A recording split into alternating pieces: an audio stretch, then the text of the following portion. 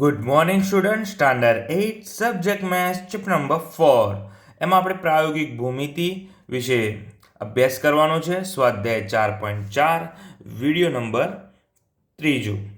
આ ચેપ્ટરનો 3જા નંબરનો વિડીયો છે વિદ્યાર્થી મિત્રો.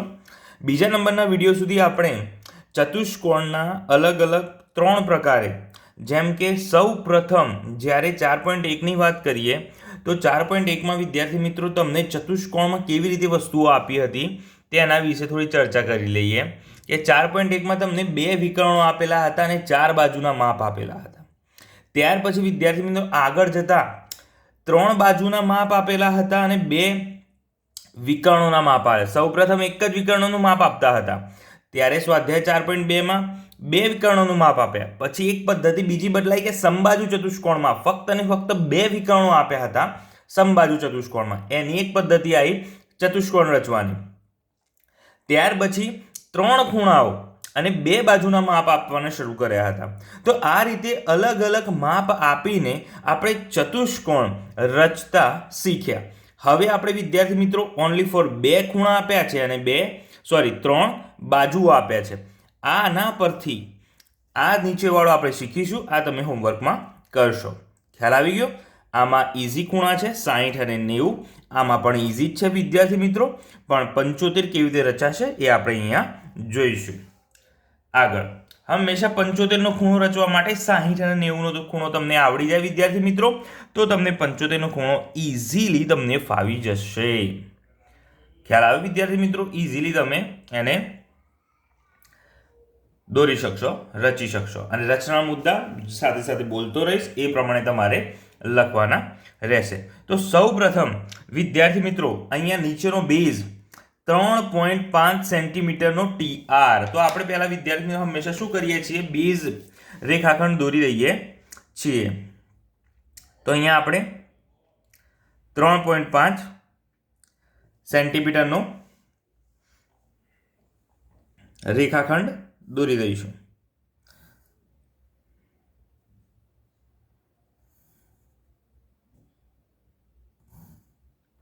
તો અહીંયા મેં આ 3.5 સેન્ટીમીટરનો રેખાખંડ દોરી દીધો છે.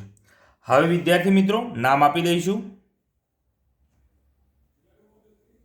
નામ શું આપી દઈશું? T અને R. માપ પણ લખી દઈશું 3.5 સેન્ટીમીટર. ખ્યાલ આવી ગયો? હવે વિદ્યાર્થી મિત્રો T ઉપર કોઈ ખૂણો દર્શાવેલ નથી. R ઉપર કાચી આકૃતિ દોરવી અગત્યની છે, ધ્યાન રાખજો. R ઉપર 75નો ખૂણો આપણે ડ્રો કરવો છે વિદ્યાર્થી મિત્રો, તો આપણે R ને કેન્દ્ર રાખીને અર્ધવર્તુળ ચાપ દોરીશું. પહેલા અર્ધવર્તુળ આ રીતે દોરી દઈશું. થોડું નાનું રાખીશું કારણ કે રેખાખંડ બહુ જ નાનો છે. આ રીતે આપણે ડ્રો કરી દીધું. હવે વિદ્યાર્થી મિત્રો અહીંયાથી હું આ તરફથી 60નો ખૂણો રચું છું. આ મેં 60નો ખૂણો રચ્યો અને પછી 60 પછી 120 ખૂણા માટેનો એક ચાપ દોર્યો, કારણ કે આપણે 90નો દોરવા માટે જરૂરી છે. હવે ત્યાં જ રાખ્યું છે પરિકર. જોજો વિદ્યાર્થી મિત્રો, આ શું લીધું મેં? 120નો. આ શું છે? જ્યાં કેન્દ્ર છે ત્યાં હજી અણીદાર ભાગ છે પરિકરનો, ત્યાં 60નો. હવે એટલે ને એટલે એટલું જ માપ રાખીને હું અહીંયા બીજો ઉપર એક ચાપ લગાવું છું 90 માટે. અને જે 120નો મને જે મળ્યો છે એ આ એના પર હું રાખીને 90નો ડ્રો કરી દઈશ. અહીંયા થોડું ડાર્ક કરી દઉં જે તમને દેખાશે.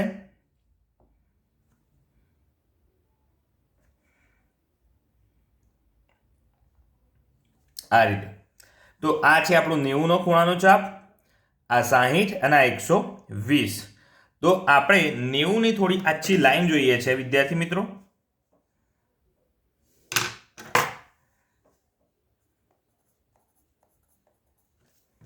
આ ડ્રો કરી દીધું. તો અર્ધવર્તુળ ચાપ ઉપર જે આવે તો અહીંયા આ રીતે 60 અને 90ની વચ્ચે આપણે ડ્રો કરીશું.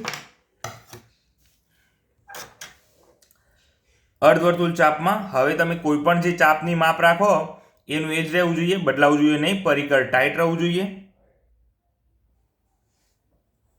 મેં થોડું દૂર લીધો છે કે મિક્સ ના થાય બધું.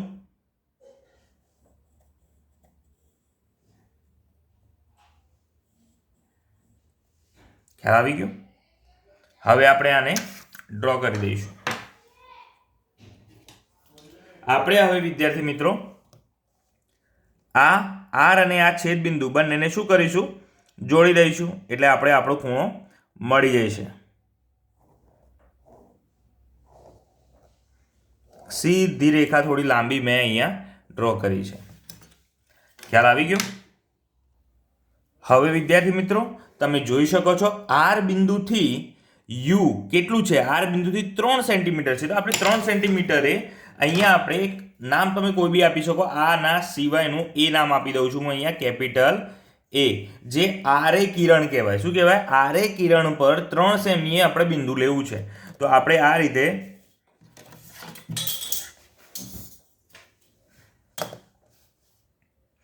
અહીંયા મેં 3 રાખ્યા છે, જોઈ શકો છો.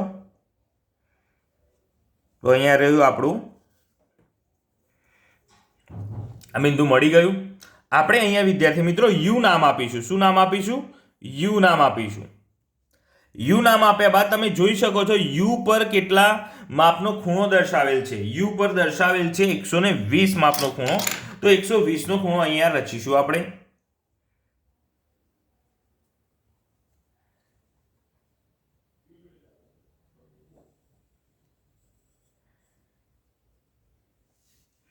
એકદમ ઇઝી જ છે 120 નો, જે તમે બધાને ખ્યાલ જ છે. 120 એકદમ 60 પછી પાછું બિંદુ રાખીને આપણે 120.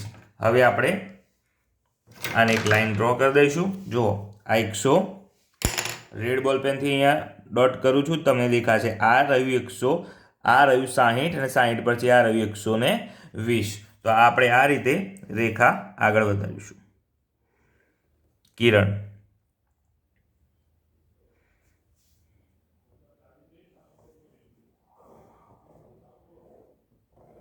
જે તમે અહીંયા જોઈ શકો છો. અહીંયા આપણે કિરણ બી નામ આપી દો. એડજસ્ટમેન્ટ પ્રમાણે કોઈ બી નામ આપી શકો છો.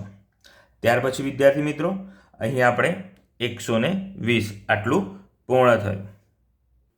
હવે તમે જોઈ શકો છો આપણા જોડે ટી બિંદુ આવી ગયું, આર બિંદુ આવી ગયું, યુ બિંદુ આવી ગયું, ઈ બિંદુ બાકી છે. તો ઈ બિંદુ રચવા માટે વિદ્યાર્થી યુ થી ઈનું માપ તમે જોઈ શકો 4 સેન્ટીમીટર. તો આપણે યુ બી કિરણ ઉપર 4 સેન્ટીમીટર એક બિંદુ લેવાનું છે. તો અહીંયા જુઓ 4 સેન્ટીમીટર એક બિંદુ લઈશું આપણે વિદ્યાર્થી મિત્રો.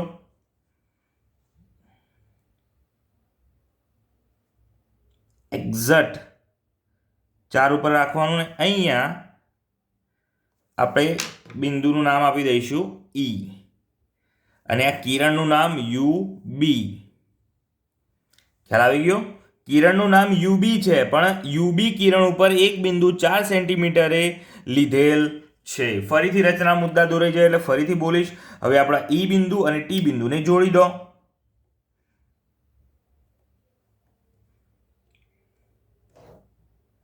ખ્યાલ આવી ગયો વિદ્યાર્થી મિત્રો? આ રીતે આપણી રચના તૈયાર થાય છે. ચતુષ્કોણ TRUE. તો વિદ્યાર્થી મિત્રો બધા માપ લખી દેવા અહીંયા.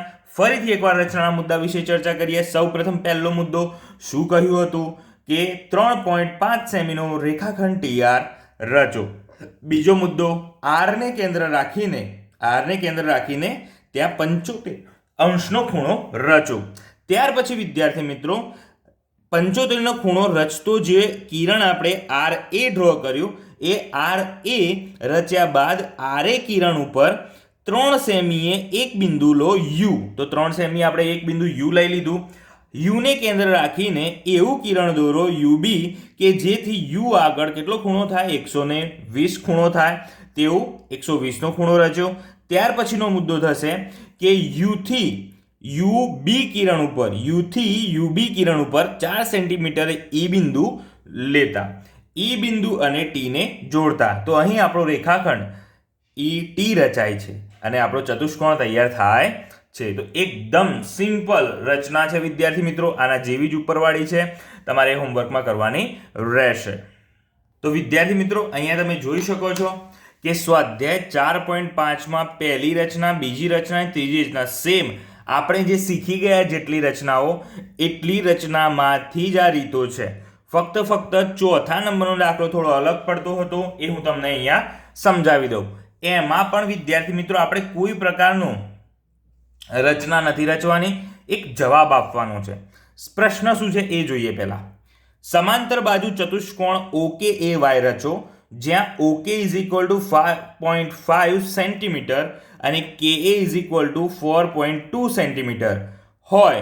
શું આ અનન્ય છે? અનન્ય એટલે આ એકનો એક સમાંતર બાજુ ચતુષ્કોણ રચે, આના સિવાય બીજું કોઈ રચી ન શકાય. એમ કે છે ન શકાય કે રચી શકાય, એ જવાબ આવે. અનન્ય એટલે એકનું એક. તો આપણે પહેલા તો કાચી આકૃતિ દોરી દીધી કે OKAY તો એને માપ આપ્યું છે OK બરાબર 5.5 સેન્ટીમીટર અને KA બરાબર માપ આપ્યું છે 4.2 સેન્ટીમીટર. સમાંતર બાજુ ચતુષ્કોણમાં સામસામેની બાજુઓ કેવી હોય?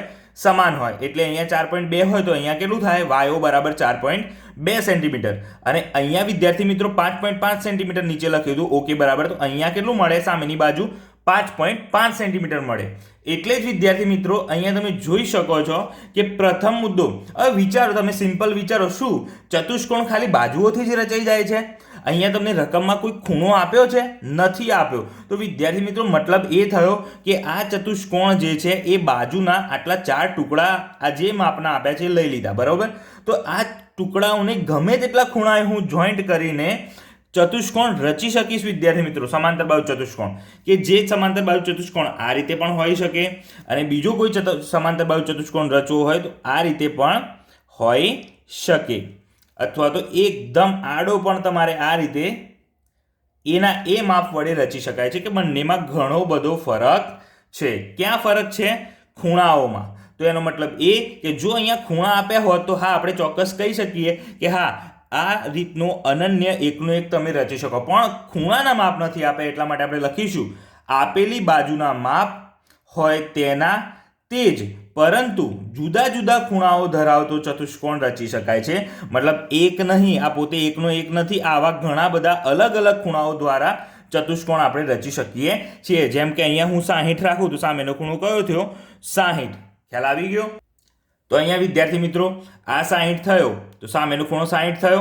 તો આ બાજુનો ખૂણો શોધવો હોય તો 180 માંથી 60 બાદ કરું તો 120 મળશે તમને, બરાબર? તો સામેનો ખૂણો 120 થયો. ચલો આ 60 ના રાખ્યા, મેં અહીંયા 80 રાખ્યો તો સામેનો ખૂણો કેટલો થયો?